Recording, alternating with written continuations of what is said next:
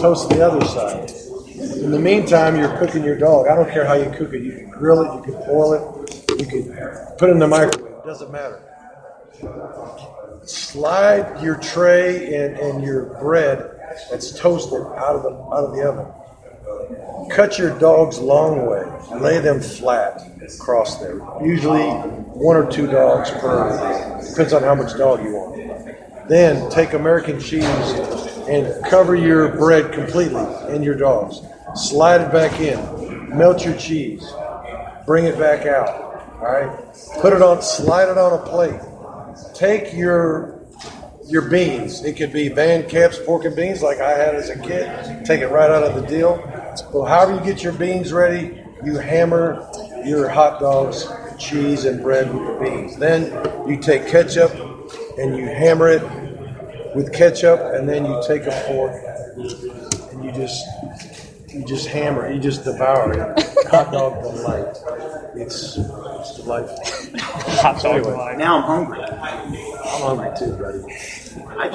In my house on your birthday, you get to pick your birthday meal. Anybody do that at their house? It's your birthday. You pick your birthday meal. Every year, you know what I pick? Hot dog line. So now, next year, can I come to your house on your birthday? Please. Come on. We were with Davo yesterday, and it's obvious he has so much respect for you. I was also talking to Jeff, and he mentioned that there was some babysitting going on with your family. Talking about Jeff Scott. Yeah. Oh, yeah. And I just, he was saying that you're the one coach that he loves to talk to, loves to see. Yeah, I mean, the Scott, Brad, and Daryl, and the boys, you know, we all grew up together. You know, we were at Florida State. And of course, getting to know Davo over the years has been great.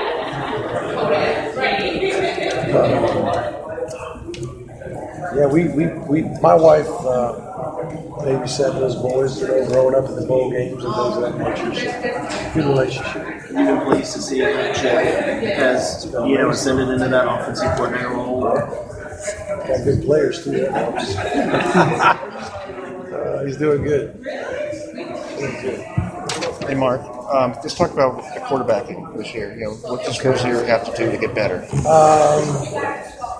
I think we all need to get better, truthfully. And I'm saying me as a coach, and, we need to block better. When you watch film, the bigger the pocket, the more accurate he was. The more space he had, the more time he had, he threw the ball better. Run routes better. And he's got, and when everything's right, he's got to be more consistent in hitting his target. When you watch the season of a year ago, and you're really objective about it, which I was able to do, a few months after the season ended, and watched all the tape, all the TV copy. He made some pretty spectacular plays in some really big moments. He helped us win some huge games, monumental games for our program, and even the way he ran the football and all that kind of thing. We're not going to win 10 in a row to start the season without him. So I really believe he gives us the best chance to win right now. Until some other young guy knocks him out of the box, he's the guy. Do you think starting 10-0, do you think everybody got a little tired towards the end, or do you feel like they... I do think we limped into the end of the season in some ways from injuries. And, everybody has injuries, and some teams have enough depth and quality depth to withstand it. I don't know if we really had enough of that, to be honest with you. But, now we've got, I think our roster is a little bit heavier. With really good players that compete well. And if we play a bunch of them all throughout the year, we should be fresher at the end of the year. We should be healthier at the end of the year, and be very experienced at the end of the year. So hopefully we'll do a better job and be able to hold up better.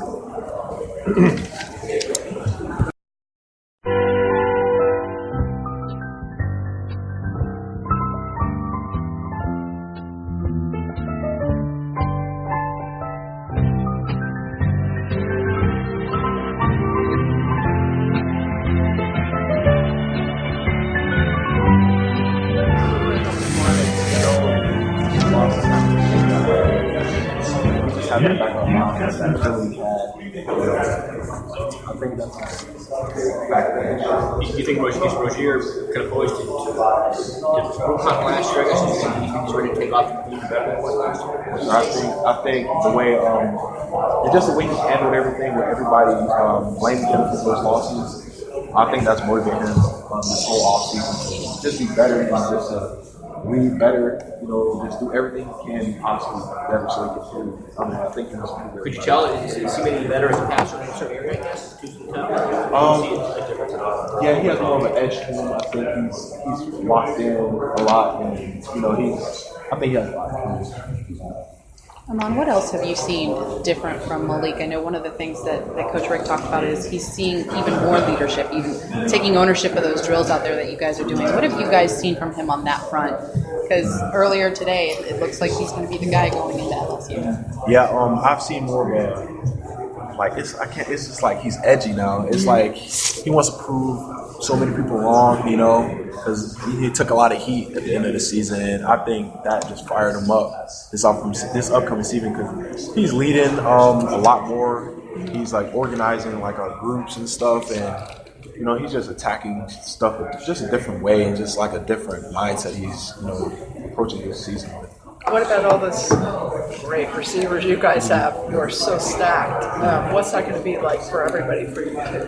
It's going to be great, having depth at receiver position, because we're running around every play. It's great to have guys that can come in and contribute, just as much as you can, So it's going to be exciting this upcoming year watching young guys come in and play. How does that help the team having a lot of guys, a lot of young guys? It helps a lot. Helps with not just depth, but just like competition. It's pushing everybody to be better and to get better because, you have a guy right behind you that can take your spot. So everyone's competing and everyone's enjoying it also. It's fun at the same time. How's your leg? How's your hammy? It's great. It's good. We've been doing a lot of conditioning and I've been working 100% to find out if I feel anything there. So it's been great. Come on, just talk about, go ahead. Opening up like LSU as opposed to going up state or whatever, does that kind of get confused to the preparation of the season? Definitely, because we're not opening up with just any team. This LSU, they're going to be fired up to play us. It's going to be a great game. It's on a Sunday, only game on television. And, you have to come ready for that game. They're going to be ready. We're going to be ready. It's going to be a great game. Come on, what do you have to do this year to get better? I know you had the hammy last year, and you guys started 10-0, and then down the end you got, I guess you get tired or whatever. What do you guys have to do to keep that strength up for the whole season, knowing that it's going to be a long season, and you probably will be back here in December? Just take care of my body more. That's something I think I took for granted. Where there's like little things like stretching and hydrating. That plays a big factor, in the long run. And unfortunately, I found that out the hard way. But I'm taking care of my body a lot more than I did before, and I think I've been a benefit. Talk about the U change. We've got the beer, Miller beer. Miller tastes too good to hurry through, but when it's time to relax,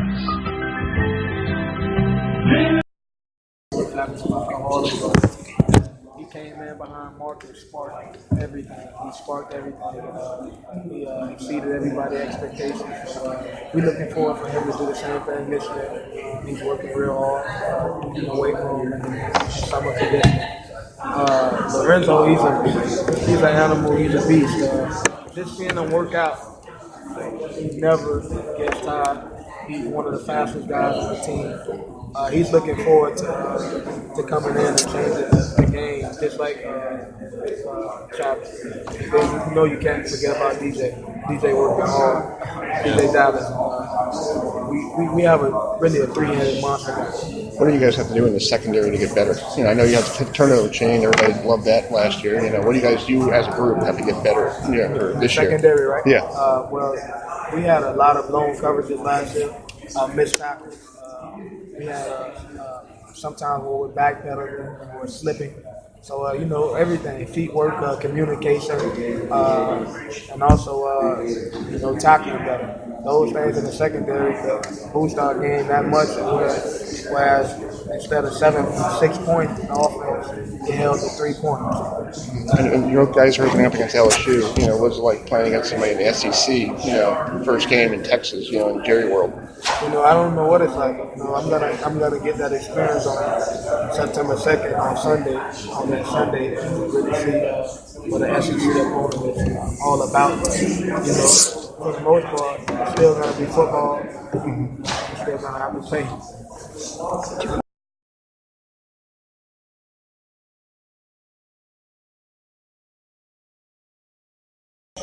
But I think it's it's hard to sit there and say that the quarterback plays. I mean, it's hard to have great quarterbacks every year. Yeah. Those are hard to find. And if you have if everybody had a great quarterback, it'd be scary. Yeah. So developing one, recruiting one are obviously critical. But I'd say we're on the norm. Yeah. I mean, we're on the norm as far as what type of quarterbacks we have in this conference. NFL people really like Jones. They think he's going to be a guy. His percentage he's really great, but they think physically, playing in the style of Knife Cut, obviously, certainly has skins on the wall. Quarterback. What do you think having played in the past? He's a good football player. I mean, he can make plays. I mean, they tempoed it up. They hurt us more in the end of the game when they tempoed it. So we'll obviously be working a lot more tempo with them because I think they've come out with them. We've already talked and worked on that stuff. But he's a great football player. I mean, he obviously he's playing for a long time now. What's he had 2 more years eligibility left? I mean, he's got 2 more to go, and he's already played for 3 years against us. So, he's talented, he's tall, and obviously he's got the best quarterback coach in the country. Coach Cut. So, good football player. Hey, Pat. How do you turn those close losses you had last year into W's this year? Persistence, I mean, I think personnel helps dictate that. We're a young football team here, but I think our team has grown up. They understand how to come back from adversity a little bit more. I mean, it's just all the people you have playing and coaching for you. But when you look at it, you talk about the close wins and close losses, and then to me it all says everything in the last game of the season. I mean, we could have very easily just shut it down and quit.